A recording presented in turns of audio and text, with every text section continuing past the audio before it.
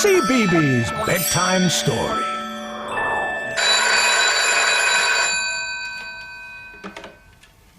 Hello? Hello? No, there's nobody there. Oh, hello. I'm David. Did you just ring me on the phone? You didn't?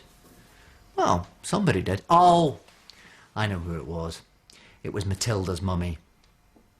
Matilda is the elephant in tonight's bedtime story, and her mum likes to phone her a lot. The story is by Cressida, Cowell and Neal Layton and is called Emily Brown and the Elephant Emergency.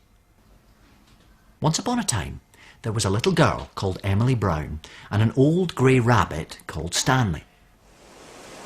One day, Emily Brown and Stanley were whitewater rafting down the turbulent waters of the Zambezi River with their great friend Matilda. Matilda was just steering them skillfully over the very last rapid with her trunk when there was a ring, ring, ring, ring on the emergency telephone. Emily Brown answered it.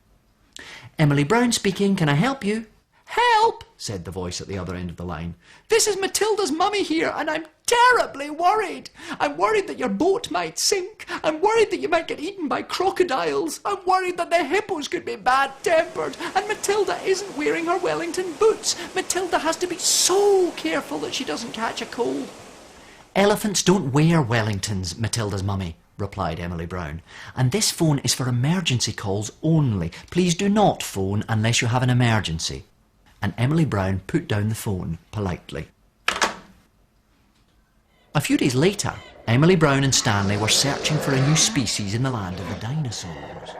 They were just investigating a particularly interesting set of footprints with their good friend Matilda when there was a ring, ring, ring, ring, ring, ring, ring, ring, ring on the emergency telephone. Emily Brown answered it again.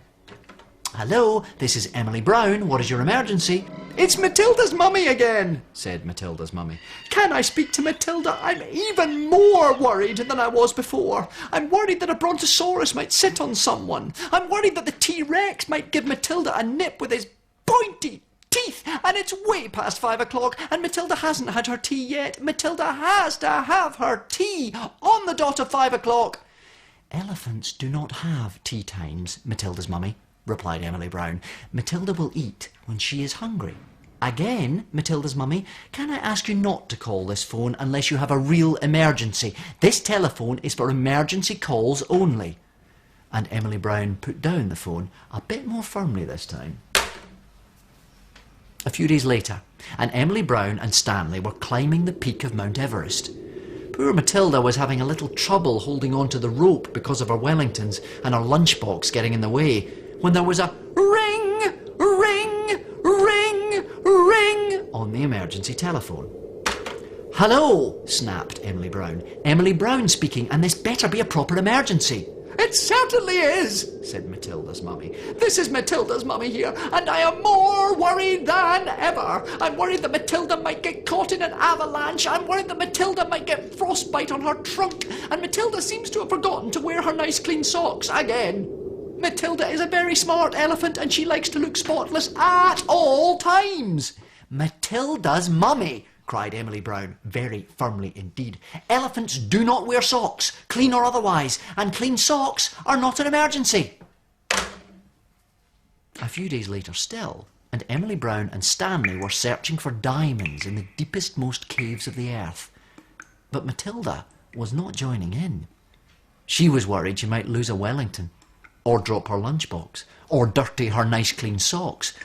So she sat and watched Emily Brown and Stanley and waited for the emergency telephone to ring. She already had her helmet on because she knew that was what her mummy would want. Poor Matilda waited. And she waited. And she waited by the emergency telephone. But still, Matilda's mummy did not call. And then poor Matilda grew sad and ill. Tears rolled down her floppy trunk. "My mummy has forgotten me," cried Matilda, and the light on her helmet flickered and went out. Emily Brown looked at Stanley, and Stanley looked at Emily Brown. Matilda was one unwell elephant. This really was an emergency. Emily Brown picked up the emergency telephone and called Matilda's mummy. But Matilda's mummy did not answer. So Emily Brown and Stanley took Matilda gently by the trunk, and they went to find Matilda's mummy in the heart of the big city. It turned out that Matilda's mummy needed rescuing herself. She had been kidnapped by a great grey busyness, and it would not let her go. Matilda perked up immediately. She threw off her Wellingtons, chucked away her lunchbox, and tossed her clean socks into the nearest puddle. It was a very daring rescue. A few days later, Emily Brown, Stanley, Matilda, and Matilda's mummy were searching for the source of the Nile in the jungles of Africa. They were surrounded by crocodiles. Nobody had on their Wellingtons. It was way past tea time, and Matilda's mummy's socks would have been the dirtiest of all if she had been wearing socks, which she wasn't, because elephants don't wear socks. Suddenly, there was a ring, ring, ring, ring on Matilda's mummy's mobile phone. But one of the crocodiles ate it. So we'll never know what the emergency was. I wonder if it was important. And that story was called Emily Brown and the Elephant Emergency. Oh. Hello? Yeah, I know, it's time for bed. Yes, I know. I need to tell everyone to make sure they've brushed their teeth and cleaned their faces. Yes. Hold on a minute, I'll speak to you in a minute. That's Matilda's mummy. She says it's time for you to go to bed. I'll see you soon for another story. Night-night. Okay. So where are your Wellington boots? And what kind of an adventure are you and Matilda on tonight?